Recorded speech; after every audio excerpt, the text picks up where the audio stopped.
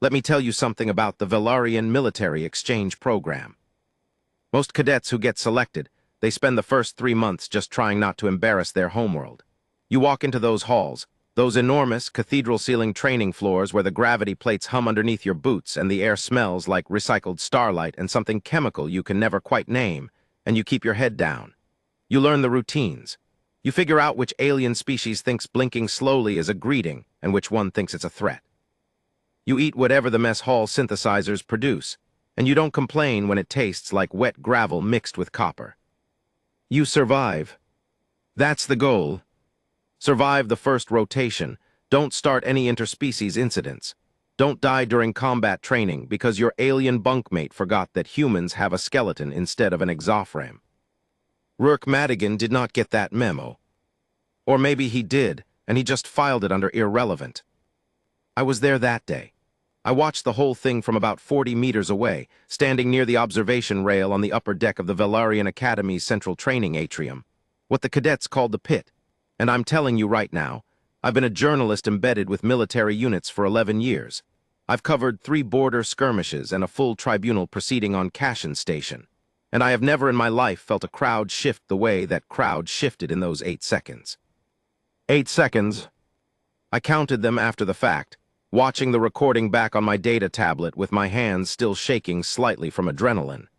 8 seconds from the moment Cadet Madigan planted his feet to the moment the entire atrium, 300 cadets and instructors from 47 different species, erupted. This is what happened. Set up. The Velaryon Military Academy sits on the second moon of Theris IV, which is a planet most humans have never heard of and probably couldn't find on a star chart without help. It's in the outer Concordat region, which is one of those places in the galaxy that feels simultaneously ancient and unfinished, like someone started building a civilization here 8,000 years ago and kept getting distracted. The moon itself is called Velarsate, which translates roughly from the native Tharishan dialect as the place where soldiers are made. Modest. It's cold most of the year. Not Earth cold, not the kind of cold where you pull on a jacket and complain about it. This is the kind of cold where the atmosphere itself seems reluctant, where the light that comes through the reinforced plasteel windows of the academy is always this pale, thin gray, like the sun is too tired to try properly. The heating systems inside the academy keep the temperature at something comfortable for the widest range of species, which for most human cadets means it still feels like standing in a refrigerator, but you stop noticing after a few weeks. The Academy's central training atrium is the heart of the whole facility. Imagine a space roughly the size of a sports stadium, but vertical, tall, brutally tall, with training platforms suspended at different levels by anti-grav anchors, observation rails running around the perimeter at 3 separate heights, and at the very bottom, the main floor. The main floor is what the cadets call the pit. It's where disputes get settled, where assessment trials happen, where the Academy's semi-annual demonstration challenges take place.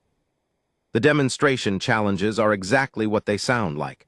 Twice a Velaryon standard year, which works out to roughly 8 Earth months. The Academy holds a formal challenge event where cadets from different species demonstrate their training. It's part performance, part assessment, part cultural showcase. The instructors use it to evaluate progress. The cadets use it to establish reputation. Reputation matters at Velaryon, maybe more than anywhere else I've ever reported from.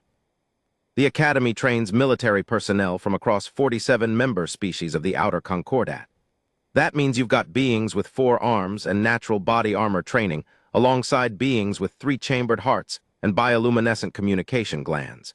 You've got species who have been spacefaring for 6,000 years, standing next to species who only achieved interstellar travel 2 generations ago. And then you've got the humans. Humanity had been in the Outer Concordat for about 14 years, when Rourke Madigan enrolled. 14 years is nothing, galactically speaking. We were the new arrivals, the species everyone was still figuring out. There were 17 human cadets in that enrollment cycle, all of them hand-picked, all of them supposedly the best their home regions had to offer. I say supposedly because Rourke Madigan did not look like anyone's best anything when I first met him. He was 19, which for a human military cadet is young but not unusual.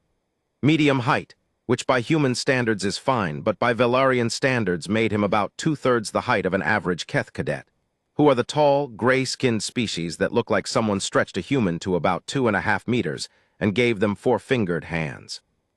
He had dark hair that was always slightly too long for regulation, brown eyes that had this habit of going very still when he was focused, like the rest of his face was waiting for permission from his brain to react.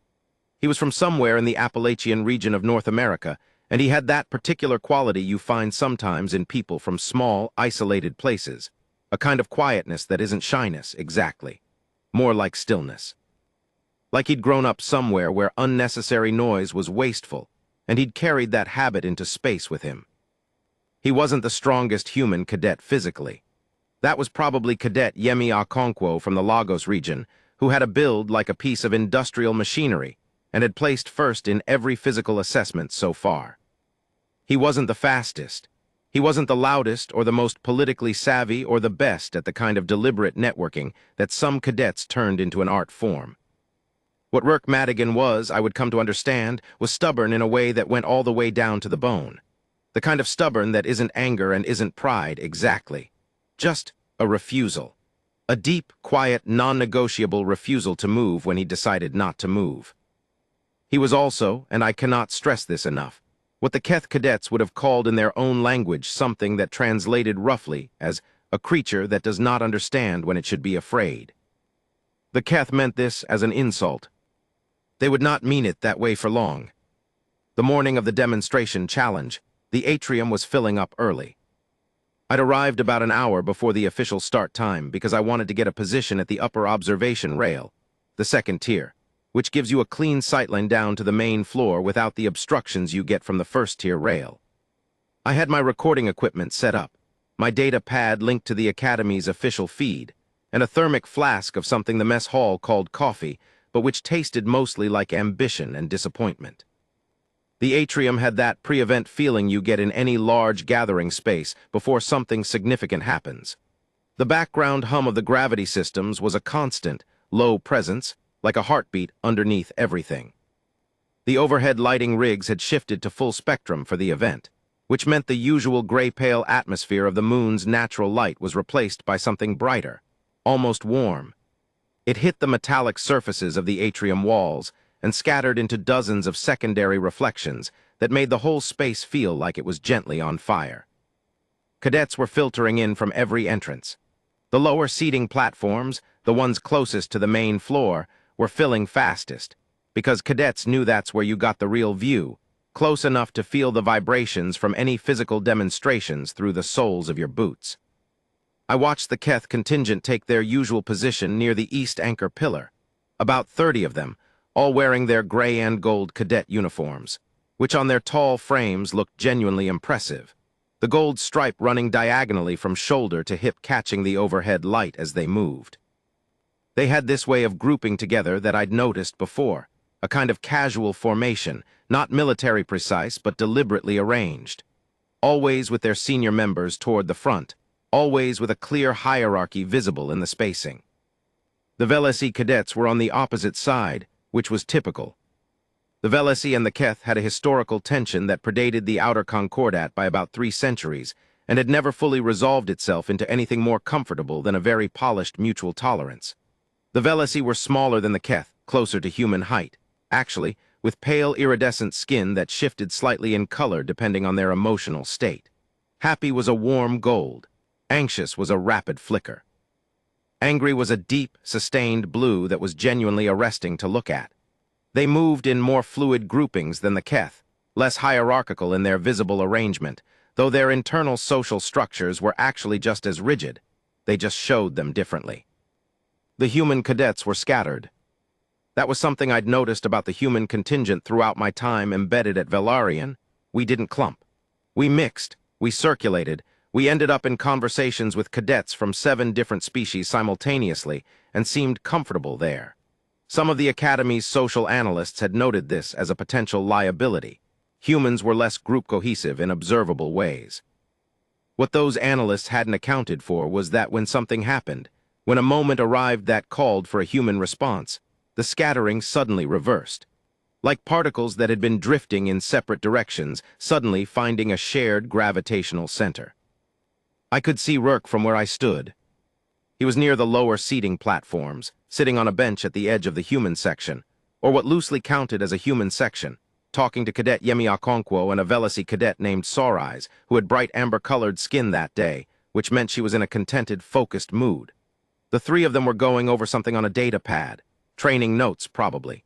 The demonstration challenge was split into phases, and the schedule had been posted 2 days prior. Each species group was assigned a demonstration slot. The humans were third, after the Keth and before the aquatic Emresi, who would do their demonstration in one of the water-filled secondary chambers rather than the main floor.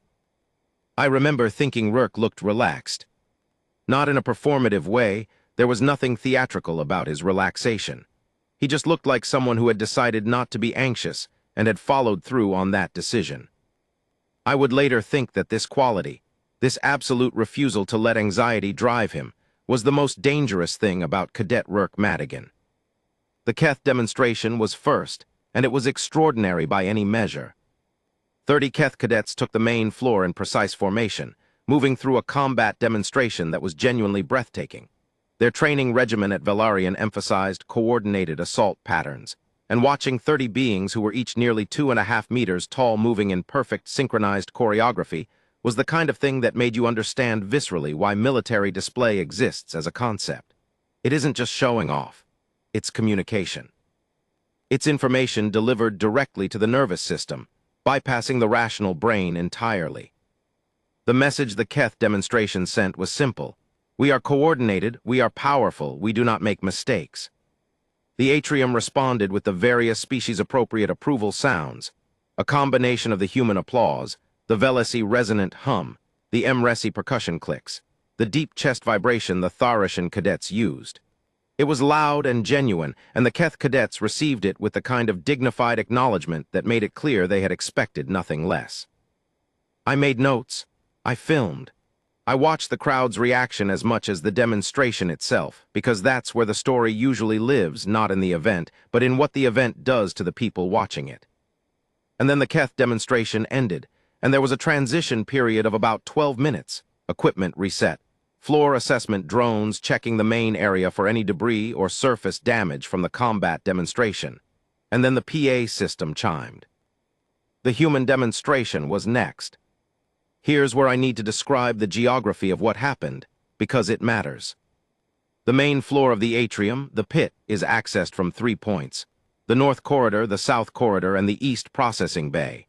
For demonstrations, cadets enter from the north corridor in standard practice. The floor itself is roughly oval, about 60 meters at its widest point, with the surface composed of an impact-dampening material that's dark gray and slightly textured, designed to absorb force and reduce injury risk during training exercises. Around the perimeter of the main floor at ground level, so below where I was standing on the upper observation rail, there's a narrow walkway that runs between the floor's edge barrier and the base of the seating platforms.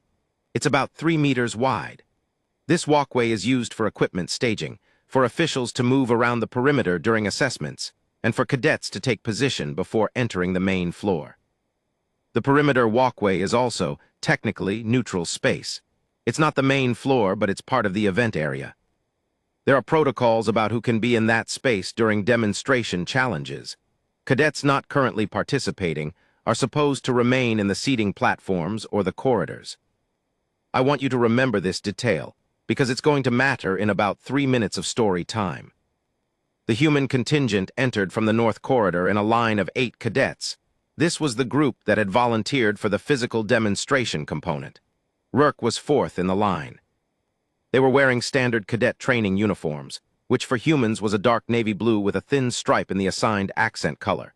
The human contingent's assigned color was a particular shade of orange that the Academy's color system had assigned based on some classification algorithm, and which several of the human cadets had privately referred to as high-visibility orange, like a safety cone. The comparison was apt. Against the navy blue, it was very visible. The 8 cadets fanned out across the main floor as the Academy's protocol officer, a Tharishan named Velorath, who wore the deep green sash of an officiating instructor, announced the human demonstration segment. Human contingent of the 407th enrollment cycle, Velorath said, his translator rendering the announcement in standard across the atrium speaker array.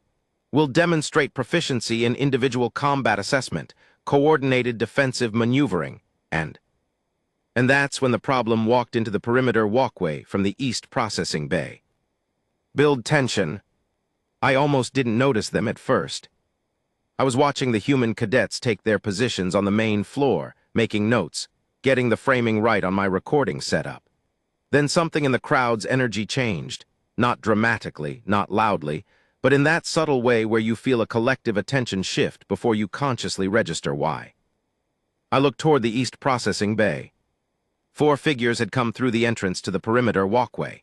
They were wearing Keth cadet uniforms, gray and gold, but they weren't part of any official role. They were spectators who had chosen, for whatever reason, to bypass the seating platforms and position themselves in the perimeter walkway directly adjacent to the main floor. This was technically a protocol violation, but protocol violations of this nature were, in practice, handled informally, usually a quiet word from a supervising instructor, a casual relocation.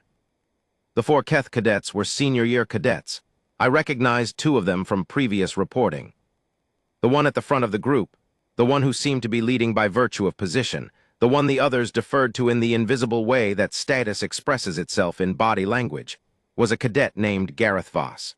Senior year, combat specialization, one of the most naturally gifted physical athletes in the current enrollment cycle. He was what you'd call, in polite terms, a complicated individual. In less polite terms, he was the kind of person who had grown up believing that natural superiority was the same thing as earned superiority, and had never been significantly challenged on this belief. He stood at the edge of the perimeter walkway, very close to the main floor barrier, and looked at the 8 human cadets with an expression that I can only describe as evaluative. Not quite contemptuous, he was too smart for open contempt in an official setting, but assessing in a way that made the assessment itself visible, that made you understand the outcome had already been decided, and he was simply going through the motion of looking. Beside him, one of his companions said something quietly. I couldn't hear it from where I was 40 meters up, and the ambient noise of the gathering crowd absorbed the words. But I could see the response. Gareth Voss's expression shifted slightly, and 2 of the 4 Keth cadets made a sound that in their species registered as amusement. Low, resonant, not quite a laugh. The 8 human cadets on the main floor had noticed them. You could see it in the subtle adjustments of posture, not alarm, nothing so obvious but an awareness, the kind of awareness that lives in the shoulders. I found Rourke in the line. He was standing in his position on the main floor, 4th from the left, and he was looking at the Keth cadets in the perimeter walkway. He wasn't staring aggressively. He was just watching, that stillness in his face that I'd noticed before. The waiting quality, like his brain was processing something and hadn't decided yet whether it needed to produce a visible reaction. Gareth Voss looked directly at Rourke. And then he said something, loud enough this time, that the translation came through on the ambient PA pickup near the perimeter walkway, which fed into the official monitoring system. I caught about 2/3 of it on my own recording. What he said in Keth standard, which translated clearly enough, was approximately this. The Deathworlder stands like it's waiting to be told what to do, something that small shouldn't bother trying to look confident. The word he used for Deathworlder was the Keth classification term for Earth origin species, which carried a specific connotation in their language, not quite a slur, but close to one. It referred to the fact that Earth had been classified by xenobiological surveys as a Deathworld category planet, a world with environmental conditions hostile enough to produce unusually robust biological adaptations in its native species. In theory, Deathworlder was a scientific designation. In practice, especially when said in that tone, in that context, it was something else. The Velocity cadets near the south seating platform definitely heard it. I could see their skin shift, a rapid flicker, which was their anxious register, followed by a deepening gold that meant they were paying very close attention. Some of the human cadets on the main floor had heard it too. I could see Yemi Okonkwo, standing 6 positions to Rourke's left, go very still. Rourke heard it. And here's the thing that I keep coming back to, that I think about whenever I tell this story. His expression didn't change. Not in the way you'd expect. There was no visible flash of anger. No sudden tension in the jaw, his shoulders didn't rise. For a long moment, he simply stood there in his position on the main floor, the overhead lighting making that orange stripe on his uniform very bright against the dark navy blue, and he looked at Gareth Voss with those very still brown eyes. And then he did something that, in retrospect, was the first domino. He took one step to the right. Just one step. Deliberate, unhurried. He adjusted his position on the floor, slightly widening his stance, planting his feet more firmly on the impact-dampening surface. It was such a small movement that most people watching probably thought it was just a cadet adjusting their stance before a demonstration. But I'd been watching him long enough to know what it meant. He had decided not to be moved. Gareth Voss noticed the step, the adjusting of the stance, and the noticing produced something in him. I don't know if I'd call it irritation exactly, but something that made him push off the perimeter barrier and take a few steps along the walkway, bringing him closer to the section of the main floor where Rourke was standing. The other 3 Keth cadets followed, not because they were explicitly directed to, but because that's how group dynamics work. When the center of gravity moves, the satellites move with it. The protocol officer, Veloreth, had turned toward the perimeter walkway at this point. He was watching the Keth cadets in that official way where you're assessing whether something requires intervention. The answer he was apparently calculating was not yet, not an explicit violation of demonstrable severity. Just cadets standing in a space they technically weren't supposed to occupy, but nothing actionable enough to interrupt an official challenge demonstration over. The crowd had noticed something was happening. Not everyone, 300 cadets and officials is a lot of attention distributed across a large space, but a growing number. The Velocity cadets near the south platform were clearly tracking it. A cluster of Tharishan officials on the first-tier observation rail had gone quiet and still. Some of the human cadets in the seating platforms, the ones not on the main floor, were leaning forward slightly. Gareth Voss stopped about 5 meters from the main floor barrier, which put him roughly level with Rourke's position across the barrier. He was much taller than Rourke, nearly a full meter of height difference, which sounds like a number but which, when you see it in person in a space where you're intensely aware of physical scale, lands differently than a number. He folded 2 of his forearms across his chest, a Keth posture that means, roughly, I am waiting for you to demonstrate something worth watching. The other 2 arms hung at his sides, relaxed. He said something else, quieter this time. The PA pickup didn't catch it clearly. My recording shows a partial translation that renders as something like, "The small ones from the death world always plant their feet like they have somewhere to be. You don't." I think what he expected was one of 2 responses. Option 1, Rourke would ignore it and proceed with the demonstration, which would read as the human contingent backing down from a social confrontation in front of 300 observers. Option 2, Rourke would respond verbally, escalating the exchange into something that Protocol Officer Veloreth would have to intervene in, which would interrupt the human demonstration and create the impression that the human contingent couldn't manage basic diplomatic composure. Either way, Gareth Voss came out ahead. Either way, a message was sent about the relative standing of Keth and human cadets in the atrium's social hierarchy. It was a neat little trap, well constructed, the kind of trap that someone socially sophisticated enough to use status rather than direct confrontation would build. What Gareth Voss had not accounted for, what I don't think he was genuinely capable of accounting for, because he'd never had to, was Rourke Madigan's particular, specific, deeply personal relationship with the concept of staying exactly where he was. The confrontation, BULDS. Let me give you some context that I gathered later, from conversations with Rourke and with other human cadets who'd known him. Rourke Madigan grew up in a small town in the mountains of West Virginia. And I don't say this as a romanticization. Mountain people from rural Appalachia don't need to be romanticized. They're fine without it. But I say it because the landscape shaped certain things about him that mattered in that moment. His family had been in the mountains for 6 generations. They were not wealthy. They were not connected to any of the networks that tend to smooth a path into the human military exchange programs. Rourke's father worked the mines until the automated extraction systems made that work obsolete, and then he'd requalified twice into different technical fields. And he'd done it without complaint in the way that some people do things without complaint, not because the thing isn't hard, but because complaining is a use of energy that could go somewhere more useful. Rourke had learned, somewhere in that upbringing from his father or the landscape or both, a specific kind of endurance. Not the flashy kind. Not the kind that turns itself into a story of toughness. Just a practical, functional relationship with difficulty. You encounter it, you acknowledge it, you decide whether it changes what you're doing, and if it doesn't, you continue. He'd made it to the Velaryon military exchange program by testing out of his regional military academies, standard 3-year program in 22 months, and submitting an application that apparently included a section on interspecies negotiation theory that 3 of the 5 evaluators on the selection committee had cited when they voted to admit him. He was not supposed to be in this program. By the metrics that most people used, family background, resources, networks, he was not supposed to be here at all.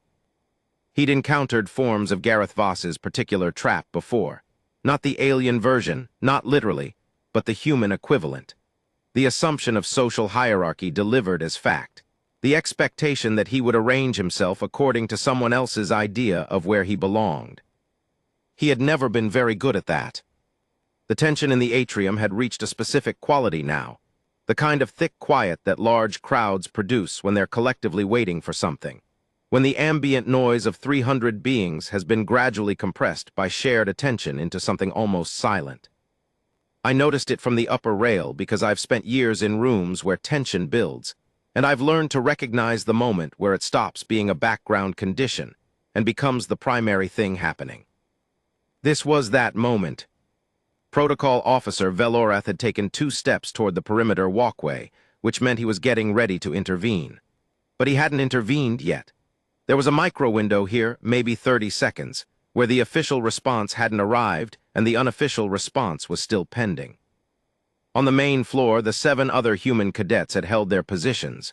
This, I thought, was significant. They could have tightened toward Rourke, could have created a visible group response. They hadn't. Whether this was coordinated or instinctive or both, they'd let this be Rourke's moment. They were watching him the way that I was watching him, with that held-breath quality. Gareth Voss's expression had shifted slightly. The evaluative look had been replaced with something closer to curiosity, not warm curiosity, but the kind that a very certain person develops when something is not behaving the way they predicted. He was recalibrating. He said something new, not translated on any recording I've been able to access. The partial transcripts show only a single phrase in standard Keth that comes through as something like, "You're not moving." Not a question, an observation, almost surprised. And Rourke, this is the part I love, the part that I think captures something essential about him. Rourke tilted his head very slightly to one side, like he was considering how to answer something interesting. Then he spoke. His voice was calm. Conversational almost, not loud, but the acoustics in the atrium were very good and the crowd was very quiet. He said, "No, I'm not." That's it, 3 words, the simplest possible response, almost nothing. But in context, in that silence, in front of 300 beings from 47 species, it landed like a stone dropped into still water, perfectly centered, sending ripples in every direction simultaneously. There was a sound from somewhere in the crowd, one of the Velesi cadets, I think. That deep resonant hum their species uses for strong approval that they almost never deploy at anything human cadets do. Just one cadet, initially. Gareth Voss's expression had gone through something I'd never seen on a Keth face before, and I want to be careful about how I describe it because I don't want to overstate it. It wasn't humiliation. It wasn't anger exactly. It was more like reconfiguration. The face of someone who has just realized that the situation they thought they understood was slightly different from what they assumed, that the terrain had shifted in some small but consequential way. He took one more step toward the barrier. And then something happened that I genuinely did not expect. Rourke took a step forward too. Not toward Gareth Voss, not across the barrier, not anything that could be read as aggressive advance. One step forward on his own side of the barrier, closing the distance slightly, changing the geometry of the confrontation in a way that was subtle but completely unmistakable. He had moved toward the thing that was supposed to move him away. Climax. The 8 seconds. I've watched the recording many times, and I've thought about how to describe what happened in those 8 seconds in a way that captures why it mattered. Not just as a dramatic moment, because if you reduce it to drama, you lose the thing underneath it, the actual substance of it, but as something that communicated information to every being in that atrium in a language that didn't require translation. Here's the sequence. Second 1 and 2, Gareth Voss processed Rourke's step forward. The recalibration I'd seen on his face became something more complex, a decision process happening in real time. His 3 companions had stilled behind him, which meant they'd caught the shift too. The entire perimeter walkway section near the east processing bay had gone quiet. Second 3, Gareth Voss made a choice. He moved. Not with aggression. He was not foolish enough to make an overt physical move in an official challenge setting with recording equipment running. But he moved in the specific way that beings with significant size advantages have learned to use movement. He stepped forward, up to the main floor barrier, and rose to his full height. A Keth at full height is a particular physical statement. They have a posture they can adopt, spine fully extended, secondary shoulder joints lifting slightly. That makes them look even taller than they are, and Gareth Voss knew how to use it. He was 2.5 meters of military-trained Keth cadet, and he brought all of it to bear in that one step. The space between them across the barrier was now about 1.5 meters. Rourke's head came roughly to Gareth Voss's chest.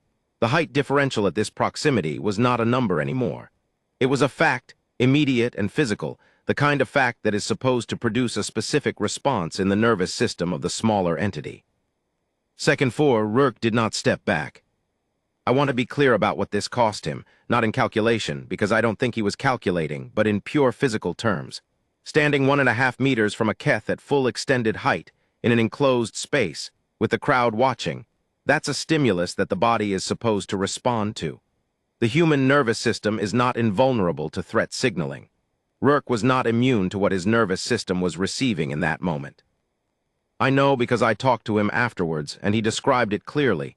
Everything in me said move. Every instinct I had said take a step back, give him the space, reduce the threat signal. He said, I felt that before. Felt it in the mines when I went underground with my dad at 13 to understand what he did every day. Felt it when the rock seemed too close and the air felt thin. You feel it and then you feel through it. You find the other side of it. Second 4 was Rourke Madigan finding the other side. Second 5, Protocol Officer Veloreth was moving toward the perimeter walkway. He was about 8 seconds away from reaching the position, maybe less, and his intervention would diffuse this in the official, administrative way that official interventions diffuse things. The record would show, situation detected, situation resolved, no formal incident. Both parties would receive a quiet conversation. The moment would be absorbed by protocol and would leave no mark. Rourke knew this. He knew the intervention was coming. He had, I think, about 3 seconds before Veloreth reached the walkway, and the decision was made for him. He used them. Second 6, Rourke looked directly at Gareth Voss. Not up at him the way you'd expect, not the looking-up posture that significant height difference tends to produce, where the smaller person tilts their chin. He kept his chin level. It's a thing I noticed on the recording the first time I watched it. The chin, it stayed level. His eyes found Gareth Voss's eyes, which are at a very different height on a Keth, which meant Rourke was looking roughly at chest level while directing his gaze upward enough to make eye contact, and he held them. And then he said something that I have been unable to get out of my head since the moment he said it. He said, I'm from a planet where everything alive spent 1 billion years trying to kill everything else. We're still here. This is just standing. 7 words after 1 billion years. This is just standing. Second 7, the words landed. I know they landed because the crowd, which had been at that very specific quality of held breath quiet, changed. Not all at once, not in a wave exactly, but in a spreading, accelerating ripple that moved through the atrium the way that understanding moves through a large group of people when something has been said that reaches all of them simultaneously. I heard the Velesi resonant hum become multiple voices. I heard something from the Tharishan officials on the first-tier rail that I can't translate, but that the embassy cultural liaison later described to me as the Tharishan equivalent of well. That settles it. I heard the human cadets in the seating platforms making sounds that were, specifically, human sounds, laughter, and something adjacent to laughter, something that comes from recognition, from seeing something that you felt yourself named out loud. Gareth Voss held Rourke's gaze for one long moment. And I watched his face do something that I genuinely believe required a kind of character that he might not have known he had until that moment. He stepped back. Not dramatically, not with visible emotion. Just one measured step back, away from the barrier, returning to his previous position in the perimeter walkway. And then he did something that, depending on how you read Keth body language, which I'd been studying for 11 months at that point, was either ambiguous or completely clear. He lowered his secondary shoulder joints, which had been raised in the full-height display. He folded all four arms, briefly, rather than just the two he'd crossed before. And then he turned, said something quiet to his companions, and the four of them moved back toward the east processing bay. They didn't leave entirely. They repositioned to the seating platforms, which is where they were supposed to be to begin with.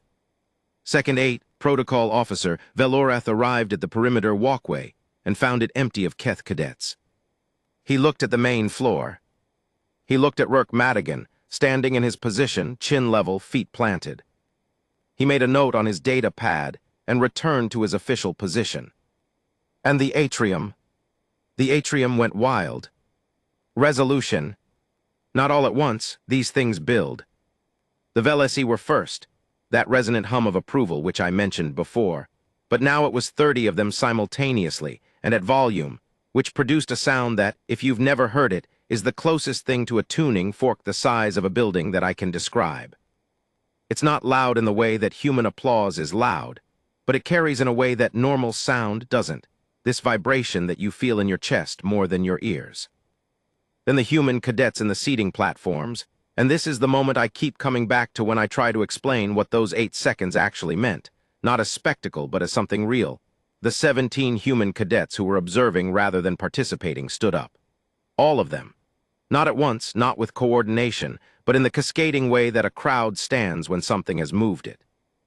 They stood and they made noise in the wholly undignified, unpretentious human way, which is to say loud and complete and unself-conscious. And several of them were clearly laughing in that way where you laugh because the thing you just saw was funny and true at the same time. The Emresi clicked. The Tharashans did their chest vibration thing. Even some of the Keth cadets who hadn't been in Gareth Voss's group, the majority of them, actually, who'd been watching from the seating platforms, made the Keth approval gesture, which is a brief extension of both lower arms, palms outward. I was taking notes as fast as I could and also just watching. Trying to be a journalist about it while also, if I'm being honest, being a human in a room full of beings from 47 different species who were all, right now, responding to the same thing. To a 19-year-old human cadet from West Virginia who had decided that this ground was worth standing on and had stood on it with 8 words and an unwavering chin. The demonstration proceeded. The 8 human cadets performed their plan segment, a combination of individual combat assessment, and what the Academy program described as adaptive defensive coordination, which in practice meant working together in configurations that compensated for individual vulnerabilities, which the human cadets had gotten unexpectedly good at because they'd had more practice accommodating each other's differences than species groups with more uniform physiologies. They were good. I don't want to oversell it. The Keth demonstration had set a high bar, and the human contingent wasn't matching it in raw physical terms. But there was something in the human demonstration that I hadn't been able to see as clearly before the 8 seconds. The way they watched each other, the constant small adjustments they made for one another, the communication that happened in looks and movements rather than signals. It had an organic quality that was different from the Keth precision, not better or worse, but different in a way that now felt significant.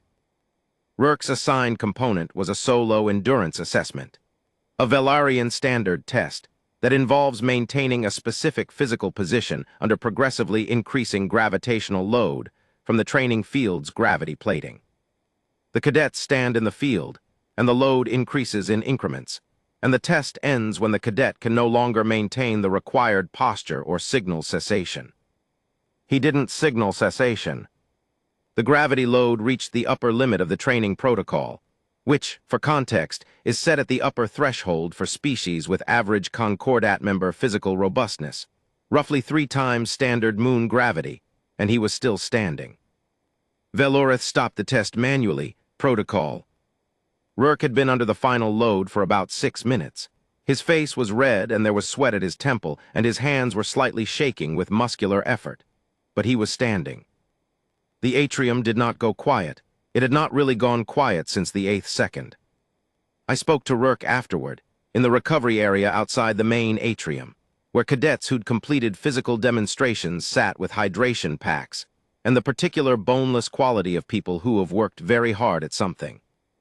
He had his boots off, and was sitting on a bench with his feet flat on the floor, drinking from a hydration pack, and he looked exactly like a tired 19-year-old rather than someone who just generated 11 months' worth of what would become the most discussed moment in the Velaryon military exchange program's recent history. I asked him what had gone through his mind during those 8 seconds. He thought about it for a moment, turning the hydration pack in his hands. "I was trying to figure out if I was angry," he said. "Because I didn't feel angry. I just felt like, I don't know, like I'd found the ground, like I knew where the ground was." I asked him about what he'd said. "This is just standing." He made a small, self-deprecating sound that wasn't quite a laugh. "I wasn't trying to be impressive," he said. "I meant it literally. Where I come from, you learn pretty early that difficult things are just the baseline. You don't argue with the mountain. You don't argue with the cold. You just figure out what your feet are doing and you do that, and then you figure out what comes after." I asked him if he'd thought about what Gareth Voss might do. "Yeah," he said, "I thought about it." He paused. "I also thought about my dad going underground into the dark at 6 in the morning for 20 years so we'd have something to eat. You think about that, and then you think about whether someone very tall is going to tell you where to stand." He shrugged. "Didn't seem like the most important information." 3 days after the demonstration challenge, I was called into a meeting with the Academy's Cultural Integration Office. The head of the office, an Velesi named Tharisiweln, whose skin had been a warm, steady gold the entire time I'd known her, which meant she was either consistently content or very good at maintaining a professional emotional front, told me she'd been reviewing the recording of the 8 seconds. She wanted to discuss what she called the communicative significance of the Madigan incident. She said that in 14 years of the Outer Concordat's human membership, and in the decades of xenosociological study that had preceded it, her office had logged thousands of interactions between human cadets and cadets of other species. Conflicts, collaborations, misunderstandings, breakthroughs, the whole spectrum. She said that the Madigan incident had generated more voluntary discussion across species lines than anything in recent memory. That cadets from 12 different species had requested access to the recording, not for official purposes, but because they wanted to watch it again. That the Keth Cultural Liaison had submitted an internal report noting that several Keth cadets had described Rourke's response as she checked her notes. The first time a human cadet had communicated in Keth terms. I asked her what she meant by that. She folded her hands on her desk, a Velesi gesture of careful thought. "The Keth understand strength in specific terms," she said. "Not just physical strength, standing strength, the ability to hold a position under pressure without visible reaction. They have a concept, I won't try to pronounce it correctly, but it translates roughly as the gravity of the self. The idea that a being with genuine standing creates its own gravitational field. Others orbit around it. It cannot be pushed out of position by social pressure, by display, by the kinds of status assertions that Cadet Gareth Voss was employing." She looked at me steadily. "Cadet Madigan demonstrated the gravity of the self more effectively in 8 seconds than most cadets of any species demonstrated in an entire enrollment cycle. The Keth recognized it. That's why Cadet Gareth Voss stepped back, not because he was forced to, because he recognized that he was in the presence of it." I thought about Rourke on his bench in the recovery area, bare feet flat on the floor, turning a hydration pack in his hands. "He said he was just standing," I told her. She smiled, which on a Velesi looks like the warmth in their skin deepens for a moment, a small private sunrise. "Yes," she said. "That's the thing about gravity, it doesn't announce itself." Final resolution. In the weeks after the demonstration challenge, several things happened that I tracked as part of my reporting. The formal report on the Gareth Voss interaction classified it as a minor protocol deviation, the Keth cadets being in the perimeter walkway without authorization, and logged it with no punitive action. This was, I think, the correct outcome. What had happened was not a matter for official protocol. It had been handled in the only arena that actually mattered, The room itself, in real time, in front of 300 witnesses. Gareth Voss and Rourke subsequently had a conversation that neither of them has described to me in detail. Rourke, because he considered it private. Gareth Voss, because I didn't have access to him directly. What I observed was that in the following weeks, the Keth senior year cadets stopped occupying unauthorized positions near the human contingent's training areas. Whether this was a directive from Gareth Voss or a natural adjustment of group dynamics, I couldn't say with certainty. Probably both. Cadet Yemi Okonkwo told me, in a separate interview, that after the demonstration, 3 Keth cadets had approached the human contingent's common room that evening and asked, through translators, if the humans wanted to participate in a joint combat coordination exercise. This had apparently never happened before, in either direction, across the entire 14-year history of human Concordat membership. The joint exercise happened. By all accounts, it was awkward and logistically complicated and involved several miscommunications, and at least one moment where a Keth cadet accidentally knocked 2 human cadets off their feet with a gravity assessment move that was totally normal for Keth physiology, but was, for a human, equivalent to being hit by a slow-moving vehicle. Everyone apparently found this hilarious, including Rourke. A VLSI cadet named Soreyes, the one with the amber skin who I'd seen talking to Rourke before the demonstration, published a brief cultural commentary in the Academy's internal journal 3 weeks after the event. She wrote about what she called the moment of the planted feet, using it as a case study in how different species understand authority and standing. Her conclusion, which I found striking, was this: that among VLSI, standing fast when social pressure demands retreat is a recognized form of argument. The body makes the case. The refusal to move is itself a statement, with its own grammar and logic. She wrote, the human cadet did not argue with Cadet Gareth Voss. He did not claim superiority or challenge status directly. He presented himself as a fact. Facts do not negotiate their own existence. They simply are, and the burden of disproof falls on those who doubt them. Cadet Madigan's 8 seconds were not a confrontation. They were an epistemological demonstration. He showed us what he knew about himself. He let us decide whether to believe it. I read that paragraph several times. I still think it's the clearest description of what happened that I've encountered. The day I filed my report and prepared to leave Velaryon Academy, I spent my last morning in the atrium. Early, before the training day started, when the place was mostly empty, just the maintenance drones running their floor checks, and the gravity plate systems cycling through their morning calibrations, which produced that low, steady hum that you stop hearing after a while and then miss when it's gone. I stood on the upper observation rail, looking down at the main floor. The impact-dampening surface was clean, reset, ready for another day of being trained on by 300 cadets from 47 different species who were all, in their various ways, trying to figure out how to operate in a galaxy that was bigger and stranger, and more demanding than any of them had been fully prepared for. I found the spot where Rourke had been standing. 4th from the left, roughly, maybe 6 meters from the east perimeter barrier. I looked at it for a while. There was nothing there, just the floor. Just the ordinary, slightly textured surface of the pit, dark gray under the morning lighting. But I kept thinking about what it must have looked like from down there, looking up at Gareth Voss. 2.5 meters of Keth military bearing, all of it deployed as a message. The ceiling of the atrium above, with its suspended training platforms and anti-grav anchors.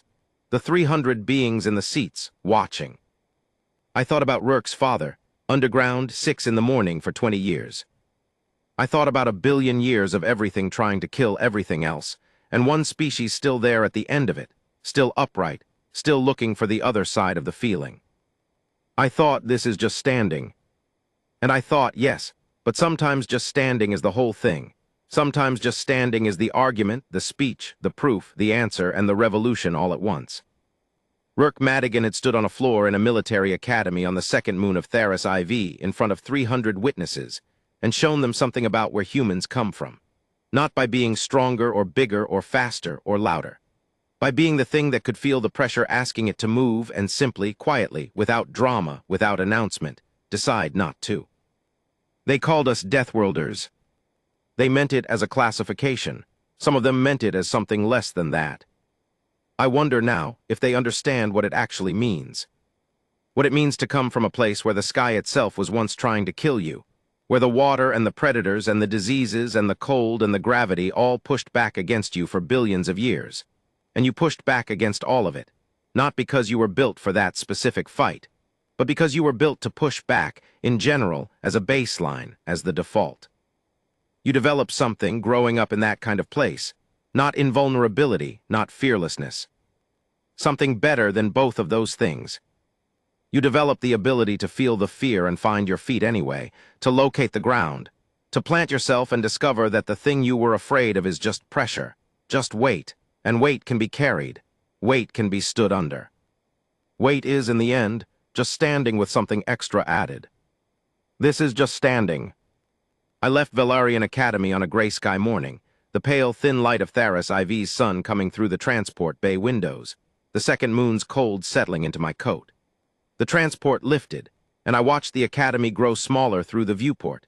Those enormous walls, those suspended training platforms, that atrium where 300 beings from 47 species had for 8 seconds shared a single held breath.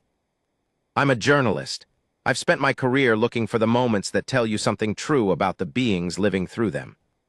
And this is what I'll tell you, as someone who was there, who watched it with her own eyes, who counted the seconds afterward on a shaking hand.